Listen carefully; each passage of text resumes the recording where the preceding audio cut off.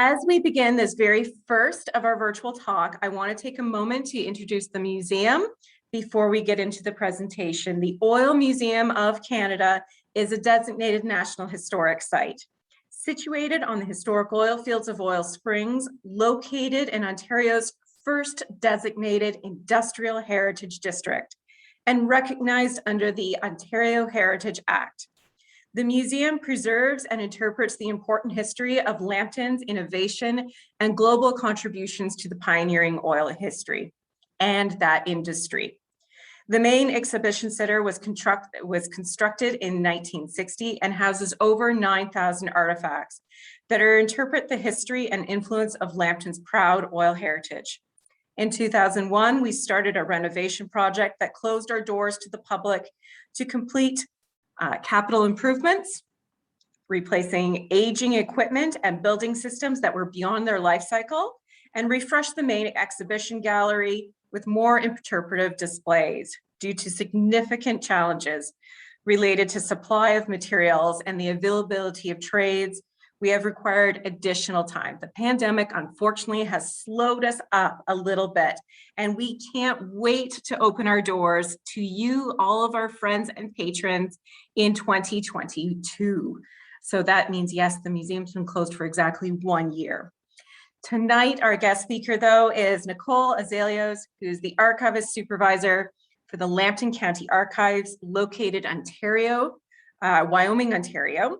Nicole holds a Bachelor of Honors in Classical Archaeology with a minor in Ancient Language and postgraduate certificates in Museum and Gallery Studies and Creative Writing. She is an amazing researcher that's helped so many of us, including myself personally, find those amazing historical tidbits. She is just dynamite, and I can't wait. I'm super excited for her presentation today. So thanks for being with us. Nicole, I'm so happy that you're joining us. I'm going to be quiet now and feel free to share your screen, and we're going to get started any second now. There we go. Thank you, Christina.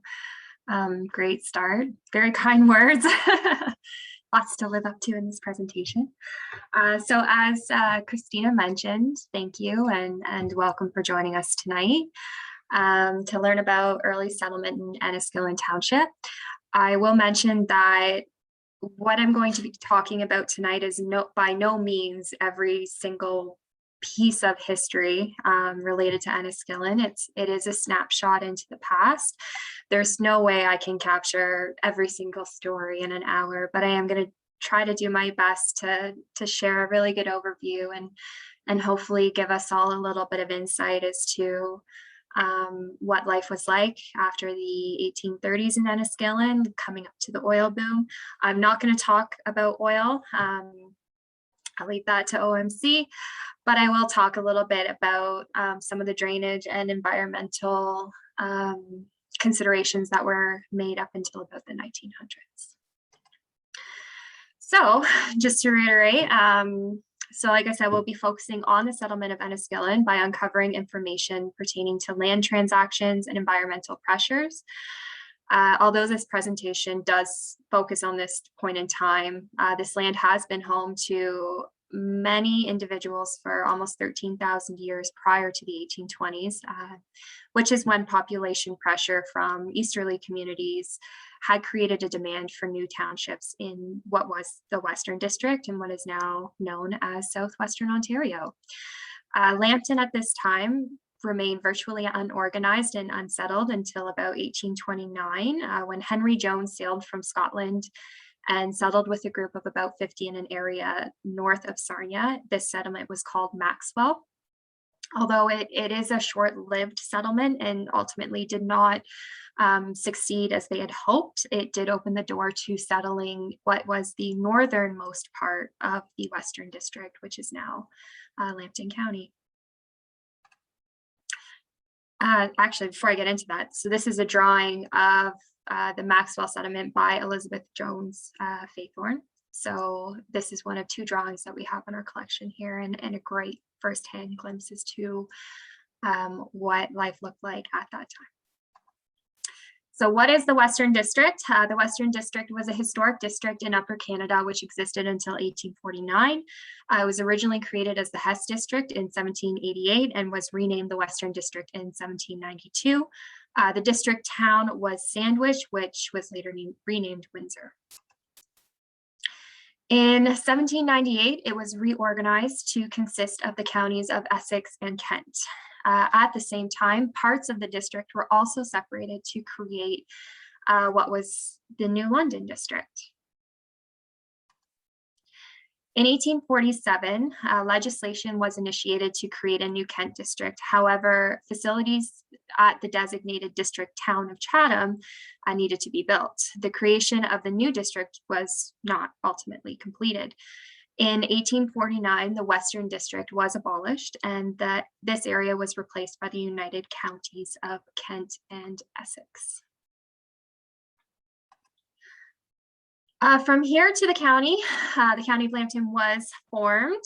So this was a very high-level overview. Obviously, there's a lot that happened in that time of history, but it does set us up for the discussion of early land transactions in Lambton. And although some of the townships in Lambton did see settlement prior to that of Enniskillen, just to keep with what we're here to discuss today, I'm going to stick with Enniskillen Township and move the conversation now into the Enniskillen survey. So shortly after the acquisition of First Nation lands by the Crown in mostly Treaty 21, the Longwoods Purchase, and also Treaty 29, the Huron Tract Treaty, the surveying mapping of Enniskillen Township commenced in July of 1832. Surveyor General Samuel Hurd instructed Lewis Burwell to conduct the survey and keep a field book on his operation. Burwell immediately proceeded with the survey of Enniskillen with the assistance of, I'm sorry, I'm going to probably mispronounce this, Eliakim Malcolm, who was a deputy surveyor. Township surveys were intended to be consistent in quality and content, regardless of the surveyor's skills. They were conducted from baselines and astronomical recordings made by their predecessors. Surveyors also kept a field book inserting whatever was observable for its singularity and value, such as timber, quality of land, and all that kind of stuff. They also paid particular attention to the conditions that would hinder settlement, such as poor drainage or a lack of suitable watercourse for mills. Burwell and Malcolm didn't write their surveys as they traveled through the bush, which was fairly usual for many other surveyors. Instead, they wrote their notes at the end of the day as a reflection. Malcolm's diary was very topographical in nature, and he detailed the routes taken and vegetation observed. He acknowledged natural obstacles to laying the survey, such as creeks, swamps, and rocks. In just 93 days, the survey was completed. The cost was high due to the notoriously bad roads and lack of provisions nearby. Burwell would travel to Port Dalhousie to obtain things such as salted pork. In his crew were 8 chain bearers and 3 axemen that accompanied them. Unfortunately, like most surveys, the Enniskillen Township survey was based in this scientific ideology of what was a British imperial ideal of what a settler colony based for an economy of forestry and agriculture would look like. So physical space then became a geometric construct, which imposed order and began the process of cultivating a British North American wilderness. So the environment, placing Burwell's notes on Enniskillen in a broader context of Lambton as a whole, on January 1st, 1833, Henry Jones Jr., the son of Henry Jones Sr., who founded the Maxwell settlement, wrote in detail his perception of the environment of Lambton County in his diary. He states, "The township, being Sarnia, in which Maxwell is situated, is bound on the south by deep woods extending with little or no alteration to the River Thames, on the north by Lake Huron, and on the east and northeast by the forests of the township of Lambton and the Canada Company Huron Tract on the west by the River St. Clair. This tract is very flat and containing a great variety of soil, presents probably all the features common to this part of America, and hence offers a very favorable field for the study of its natural history.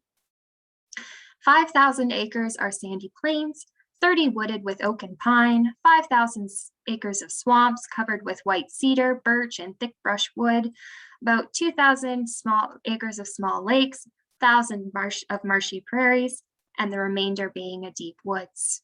The sandy plains extended from the River St. Clair, and immediately in the rear of these is the swampy land. To the south of these swamps are low, deep woods, more on, and then I couldn't read that, but it looked like wet, not sure. From the proximity of this part of Canada to the immense western lakes, the climate is supposed to be more temperate than that of the most eastern parts. The last 2 or 3 winters, however, have been extremely severe. So Henry Jones Jr. Did end up as the land agent in Sandwich. So he basically was behind most of the land transactions regarding early settlements in this entire area. So back to Burwell. In his final report, Burwell wrote, "The township is generally wetland and very heavily timbered, with a mixture of almost all kinds of hard timber, which is generally indicative of a heavy, wet soil. The soil is generally clay. The streams all take their rise from the swamp and are not durable. In the dry seasons, they are quite dry, but in the wet seasons, just discharge great quantities of water. From these circumstances, they are not suitable for the erection of mills." The completion of the survey imposed official lines of land, thereby redefining the land as property. Rights and obligations for those who settled the township were defined, and issues pertaining to land ownership were of the foremost concern. So in 1835, the Crown opened up the township for settlement. For the next 8 years, the holders of the United Empire Loyalist and Militia rights were allowed land free from all of the usual settlement duties accompanying land grants. Within the first 3 years of lots coming into the market, half of them were patented. A total of 289 lots, with 255 of those loyalist or military related claims. The result was about 90,000 acres of land patented by 1869.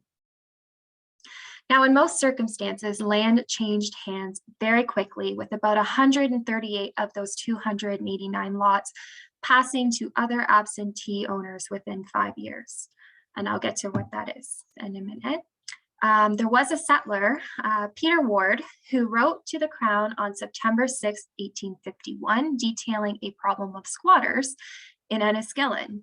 He states that there were only 34 actual settlers, with the remaining being squatters who were stripping the land of good timber to sell to America.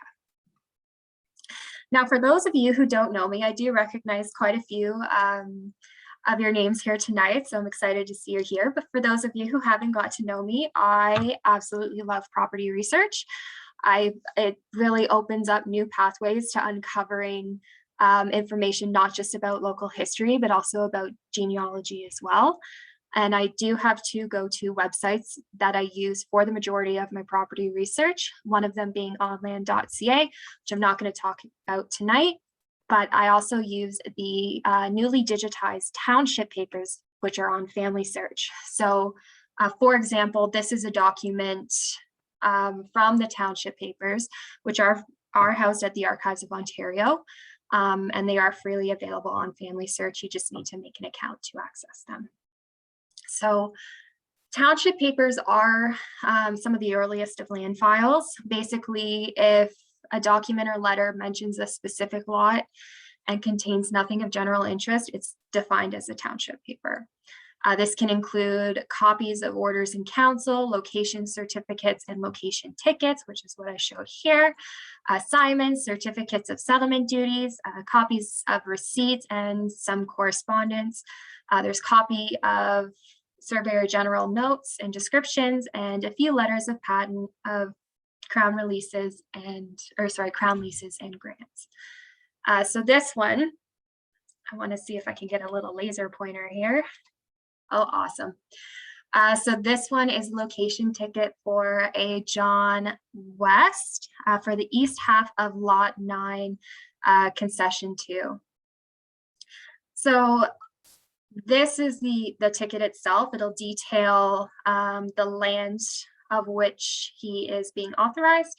And over here, which was also part of the file for this parcel of land, notes, I hereby certify I have carefully examined the claims of John A. West and find him entitled to His Royal Highness the Prince Regent's bounty of a grant of the wastelands of the Crown. Wastelands are unoccupied land.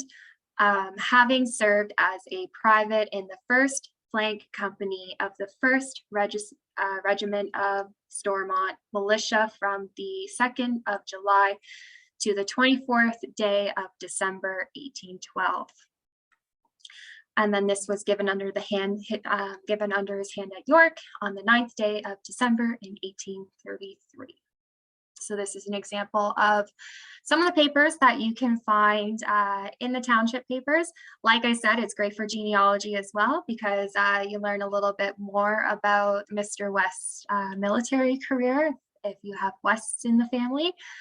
And it shares a little bit more insight about land occupations too. So local history, who's coming and going at any given time. They're really wonderful informational pieces. Now, newspapers across Upper and Lower Canada were also essential. They were getting the word out about land offices and upcoming land sales in other districts. Almost every paper regularly listed information about the upcoming sales. The Canadian Emigrant and Western District Advertiser newspaper from Sandwich published in multiple issues in 1833 a short excerpt by John Cohen that the land office is opened in Sandwich June 9, 1832. So this middle one's actually that one of the postings right there of mentioning that. Also interesting, Crown rules for granting Crown land were also listed in the newspapers across Upper and Lower Canada. In 1831, the Upper Canada Herald in Kingston notes that the Commissioner of Crown Lands gives public notice in the Upper Canada Herald of the time and place for the sale of land in each district. Lots are sold to the highest bidder, and if no bids are made for the set price, the lot is reserved for future bids. The purchase money will be required to be paid at the time of sale or by 4 installments with interest. Free grants are only to United Empire Loyalists or such persons who served His Majesty in Navy or regular Army. For the Western District, sales were held by the land agent in Chatham starting on the 1st Tuesday in July and was held on the 1st and 3rd Tuesdays of each month until the 1st Tuesday in November. When other arrangements were typically made by the government, which were also announced in the newspaper. And this was mostly early 1930s that I'm mentioning here, or sorry, 1830s that I'm mentioning here. Settlement duties were also made public in the newspapers, including any changes administered over the years. So this one on the left here is an example of settlement duties. So that one's from 1830, and it details settlement duties that include that the locatee, so the person who acquired the land, shall clear thoroughly the half of the road in width opposite to the front of his lot by burning or totally removing all timber wood and underwood of every kind. He shall cut down stumps so low that a wagon wheel may pass easily over anything within that space, and he shall sow with grass seed the road so cleared. After proof of this settlement duty was completed and that someone had been a resident of the property for 2 years, a patent may be issued and no other settlement duty conditions were required. But if the lot wasn't occupied, in addition to those road duties, timber from the lot must be wholly cleared for a space of 1 chain. If proof of completion of these duties cannot be produced, the lot shall again be open to location. Holders of the United Empire Loyalist and Militia rights were allowed land free from all the usual settlement duties accompanying these land grants. The image on the right is what a typical posting in the newspapers for Crown land sales would look like. This one was published on May 14th, 1834 in the Upper Canada Herald, Kingston. I will mention now too that both the Kingston papers as well as the Canadian Emigrant and Western District Advertiser are all available online. So you can view most of the issues online. So going to the index of the 1861 census for Enniskillen Township, census enumerator John Smith notes of Enniskillen, it is composed of 14 concessions or lots or ranges of lots with 31 lots in each. The whole township contains about 86,000 acres of land. The land, except on the margin of streams, is flat and covered with water a part of the time, but susceptible of drainage and makes good farming land when cleared of timber and surface drains made. Near the stream, the land is drained by nature, the water having excavated gullies by its action in finding its way to lower ground. The soil is composed first by a few inches of decayed vegetable mold, and then more or less of a clayey loam, then still blue clay, and in some spots streaked of gravel, and others pebbles mixed with clay.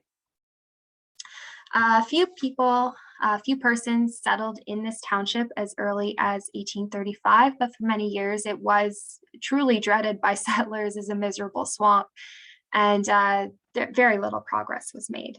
In the year 1854, the settlers had increased until there were about 54 on the assessment roll, and a township was erected into a municipality under the amended Municipal Act.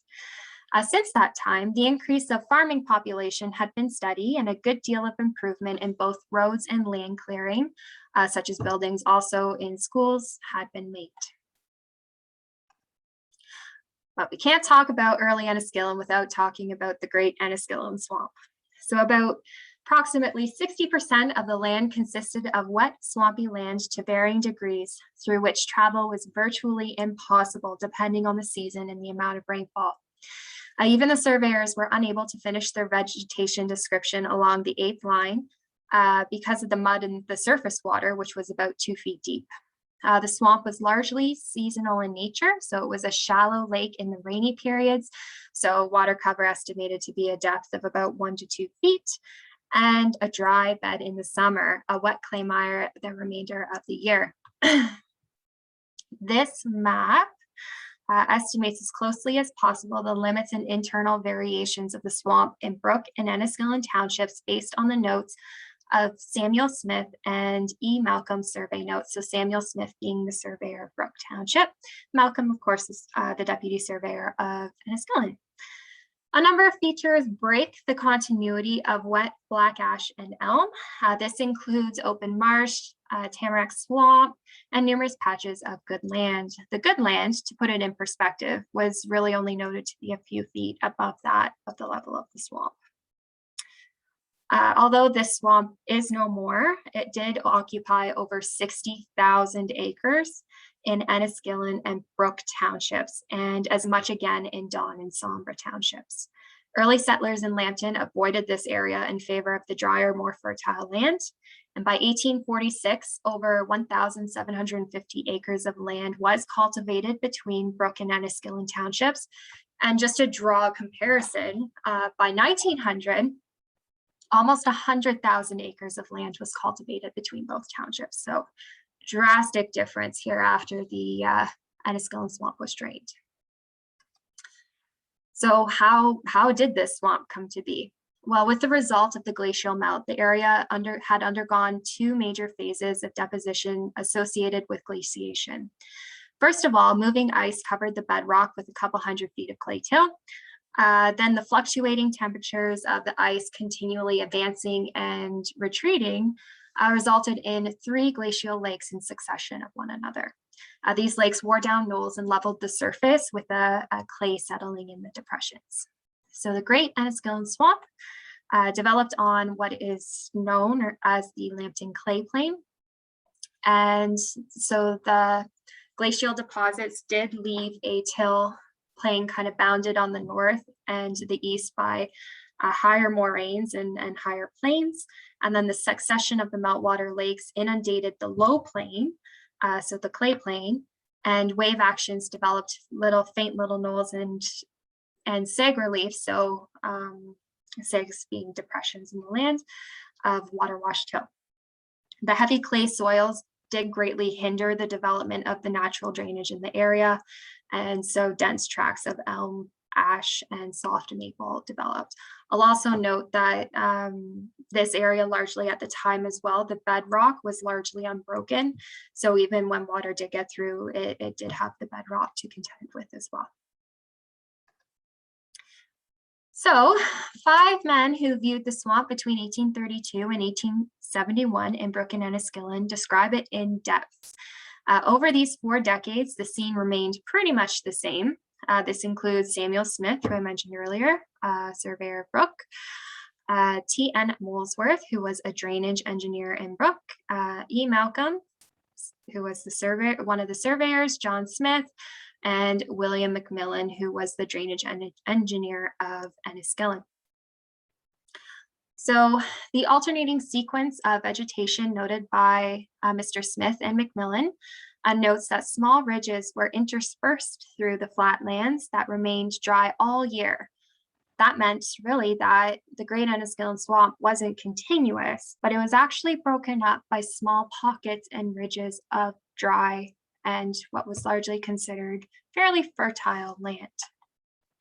I do want to note that when I was doing this research, I did find a sentiment stating that most of the merchantable timber had been removed prior to the 1860s. However, I couldn't locate a reference as to where that sentiment originated, but I did find it extremely fascinating nonetheless.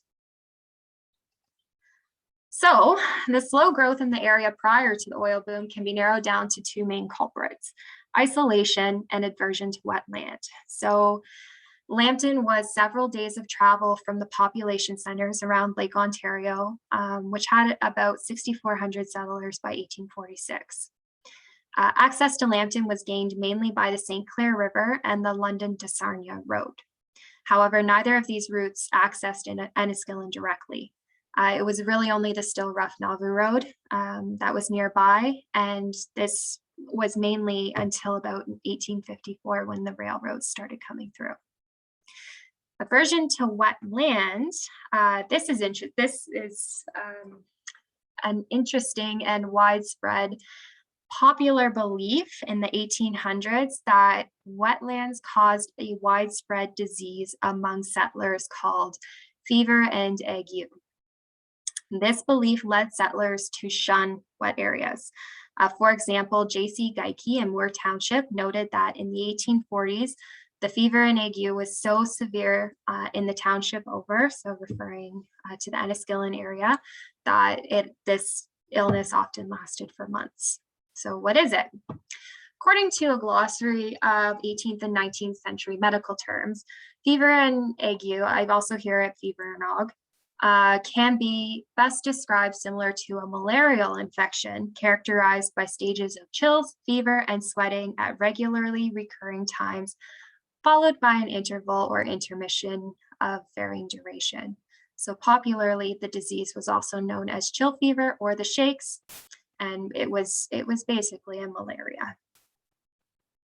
So very common disease during this time. And why was that? Well, swamps and wetlands were, and wetlands still are, breeding grounds for mosquitoes. It was mosquitoes that were believed to have spread malaria by having drank the blood of an infected, that was infected with malaria, and transmitting it to someone who was not infected when the mosquito goes to bite them. So agricultural lands were believed to have less, as Henry Jones notes in his diary in 1833. And though in some instances, cultivation tends to diminish the numbers of a species, as every settler with pleasure discovers in the case of mosquitoes. Elsewhere in some of his notes in his diaries, when he makes his trips north-south, he often went to Detroit and all along the river. He did note that mosquitoes were a pretty big problem in this area, especially in the 1830s and 40s. So in 1856, the assessment roll listed 116 individuals in Enniskillen Township. I had a little fun the other day and I overlaid a couple maps to give an idea of what the township looked like, how the swamp was roughly laid out.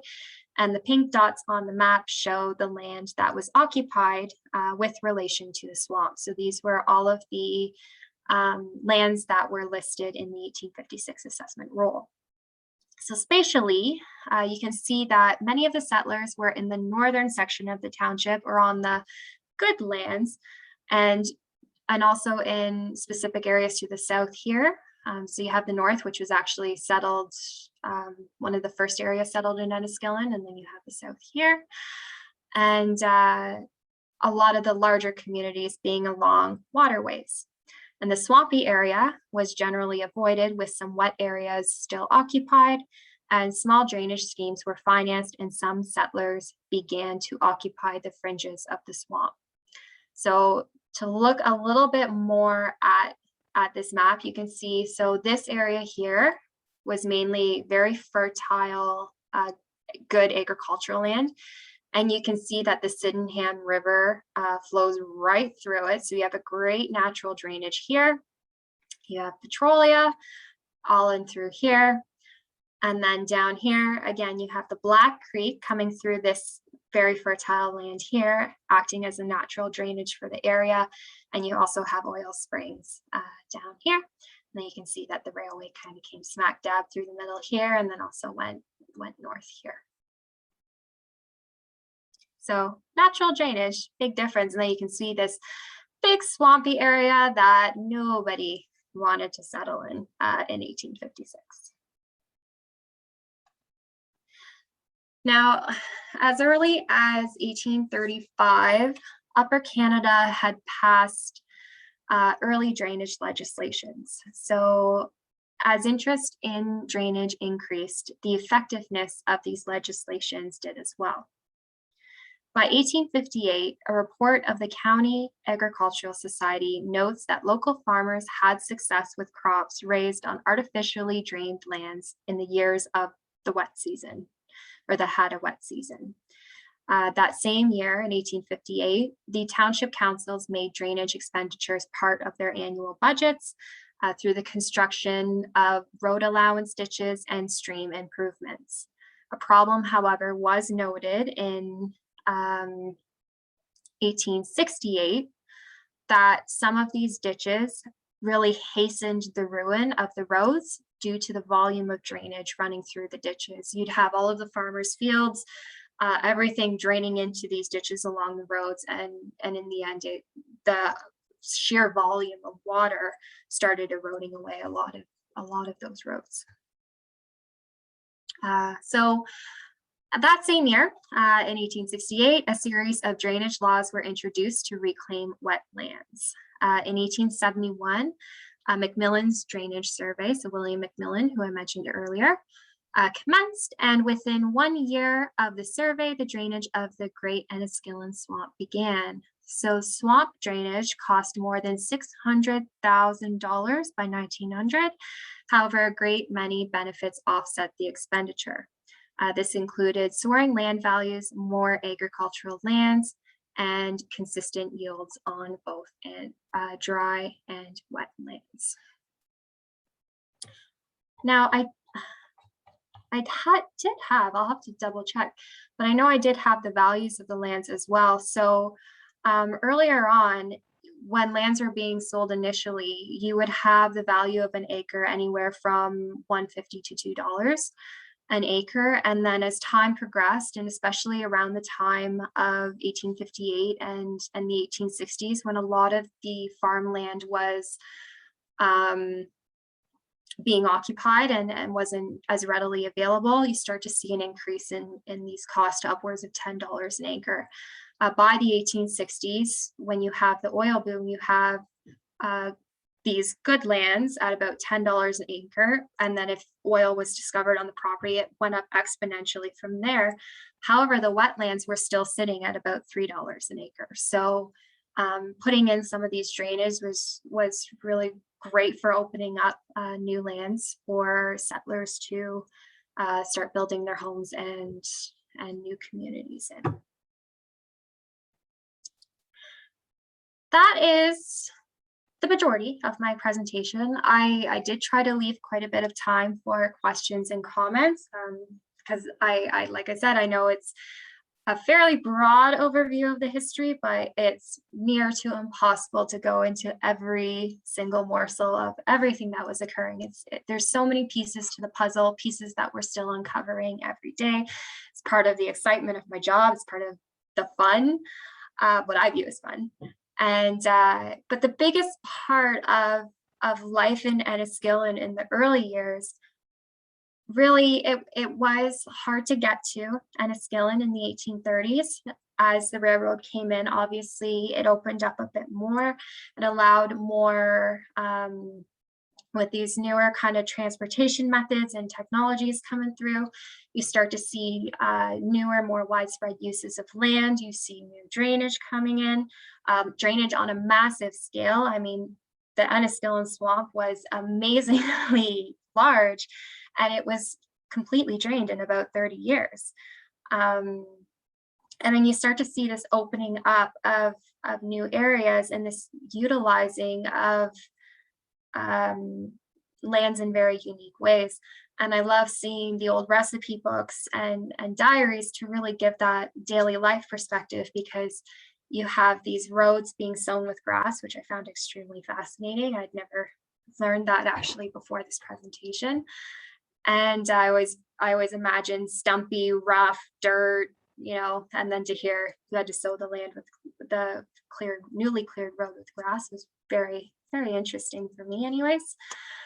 And you have fires, you're cooking over fires, hearths, you don't have ovens, you don't have fridges, you really have to utilize and understand the world around you. And it was a deep wilderness here. It was dense wood. There were lots of insects. There were lots of predatory animals as well. Lots of delicious fish and everything in between. So I hope that provides a really wonderful overview that leads us into the exciting time of the oil boom and where Christina's knowledge truly lies. And with that, I say thank you.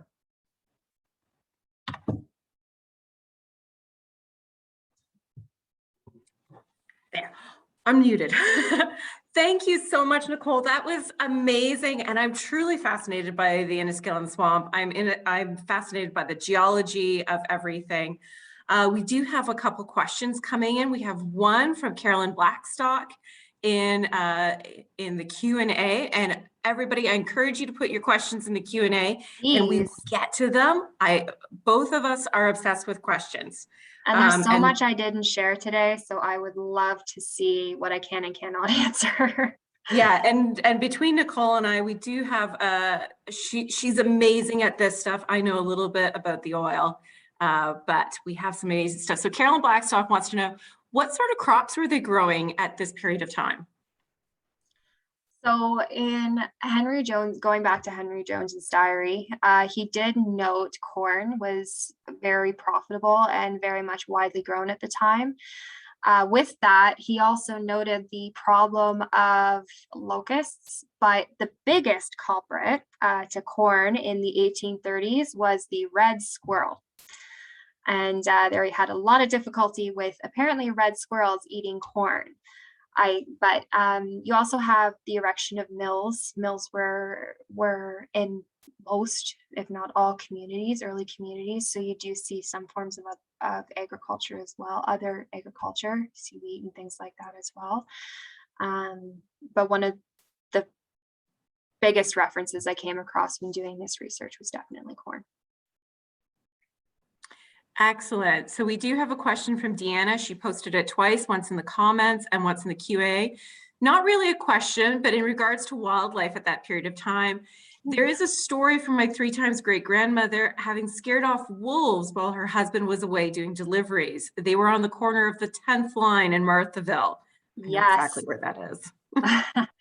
Wolves and bears were very much common in this area. There is another diary entry where it was just coming into springtime and one of the bears was hibernating on the individual's property. And he notes watching every single day in his diary, saw he called it Mama Bear, saw Mama Bear today.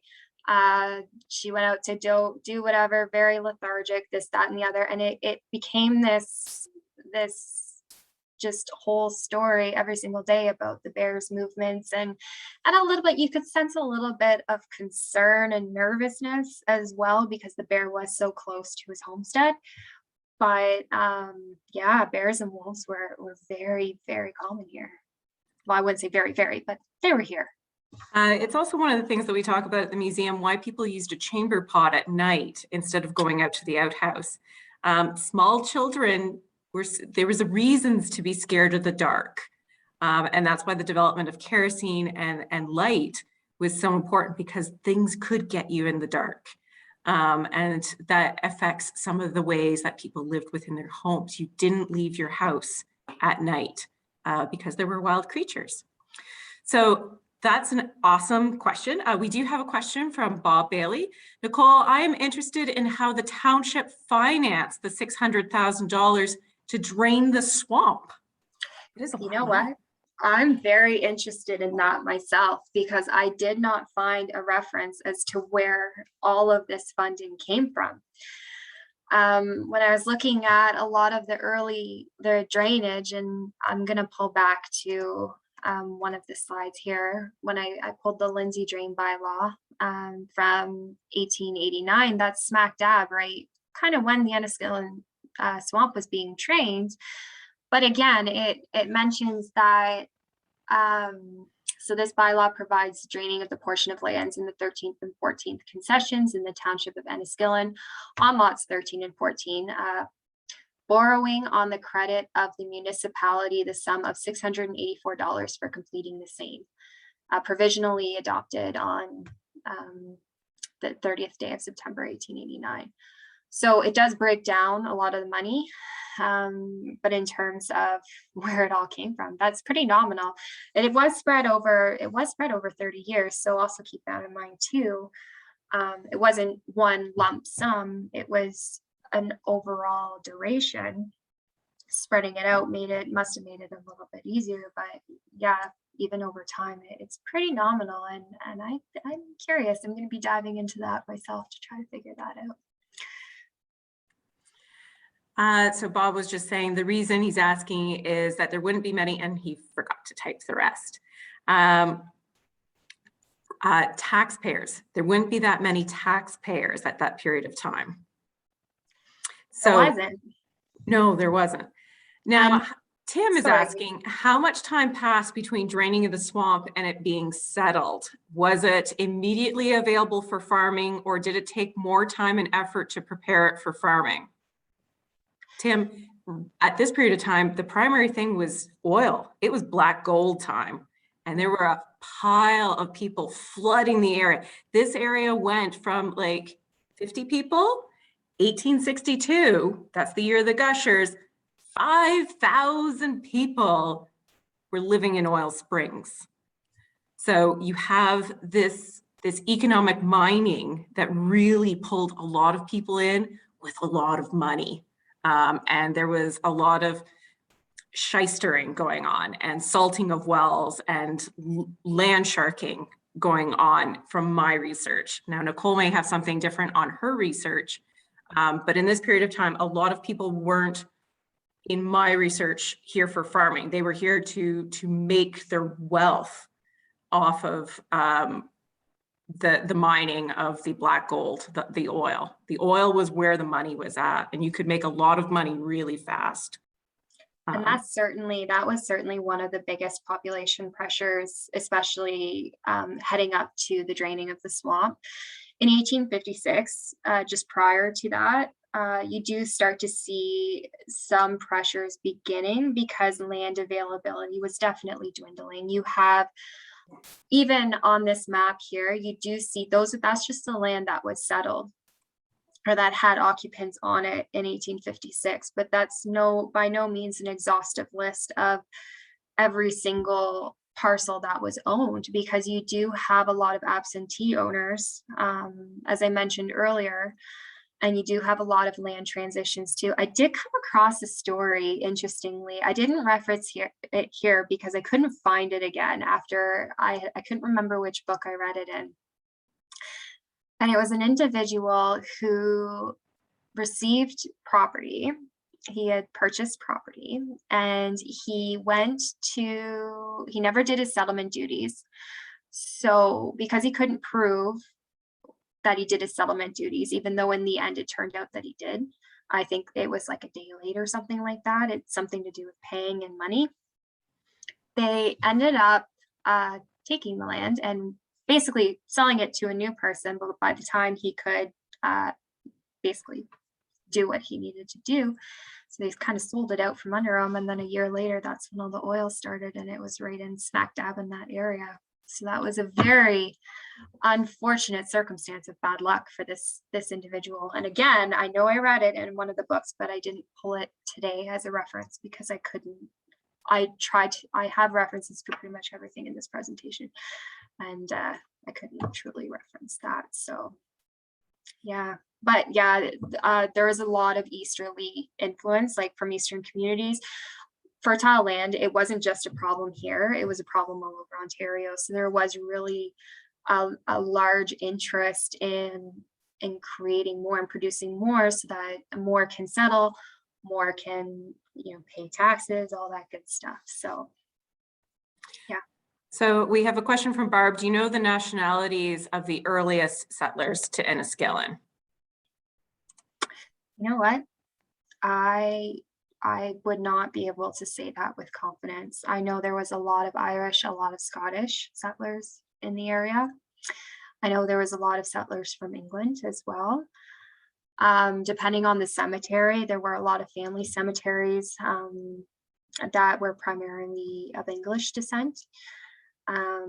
So it's hard to answer that as a township as a whole, because really there was a lot of interest from various backgrounds coming in, and especially with the loyalist and militia rights. I mean, you can have quite a few people being granted lands from various backgrounds and communities.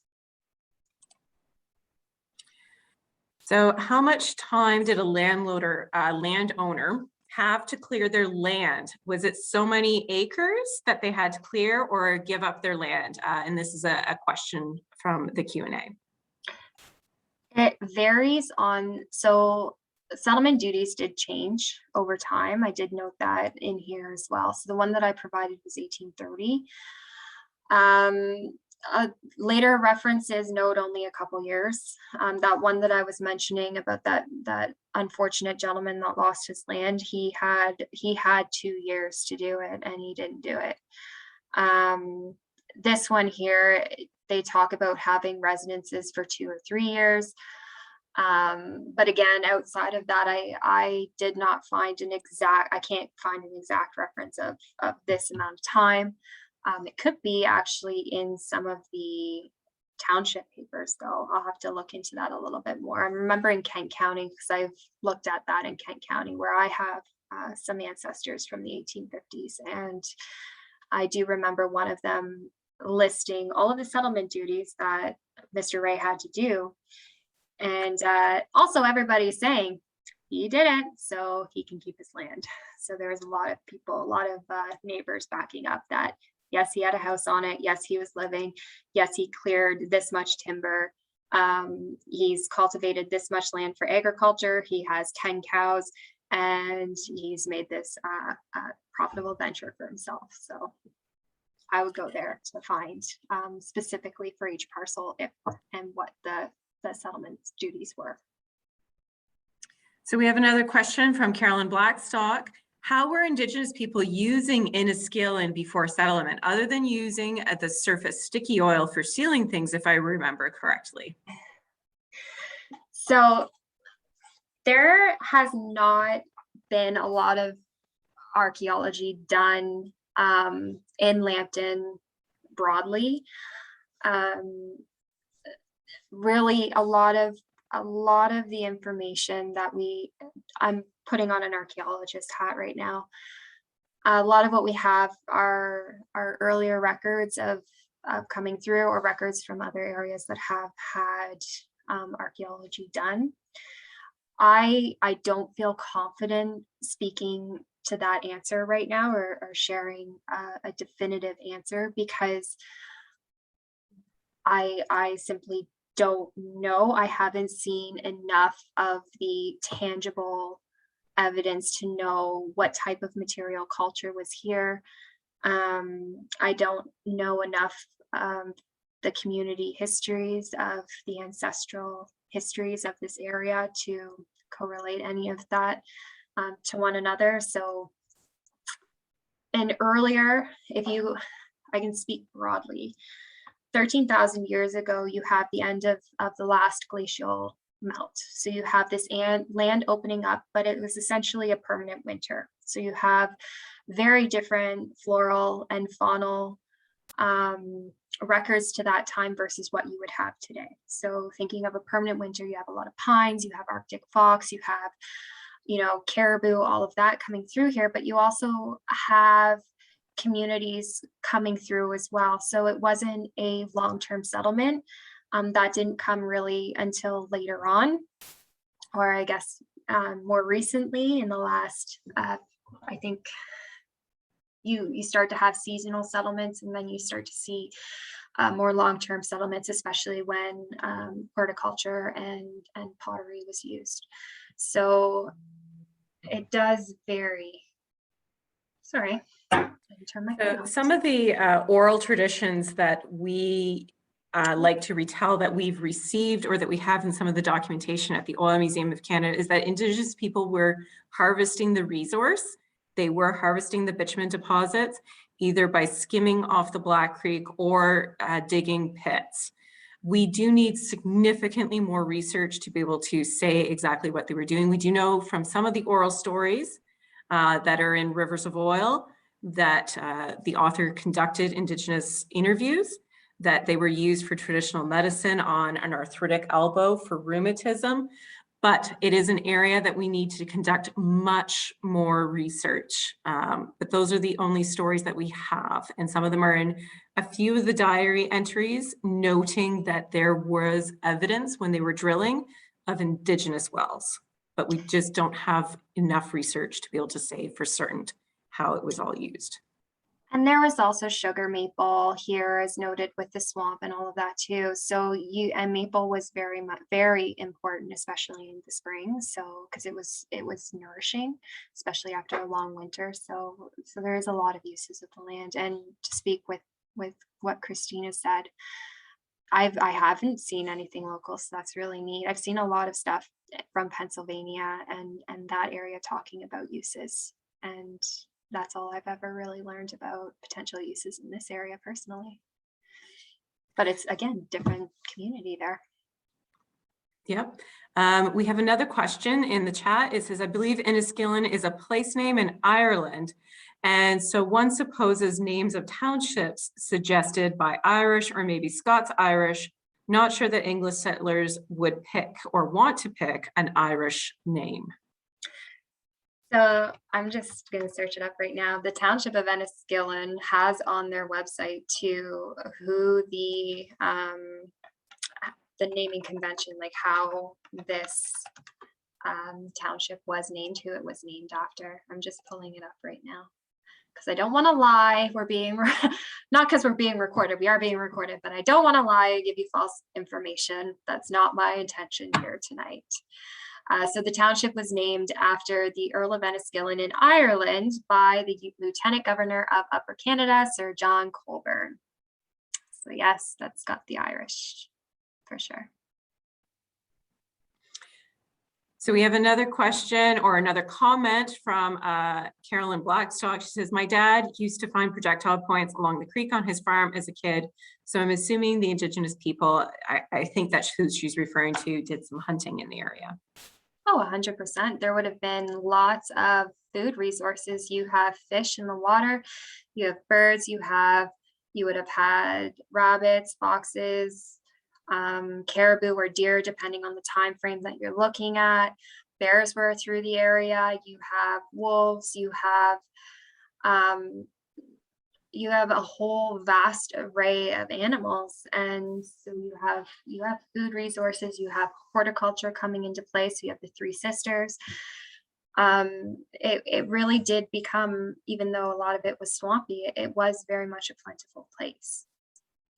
Just hard to get to by settler standards, I guess. I'm not sure.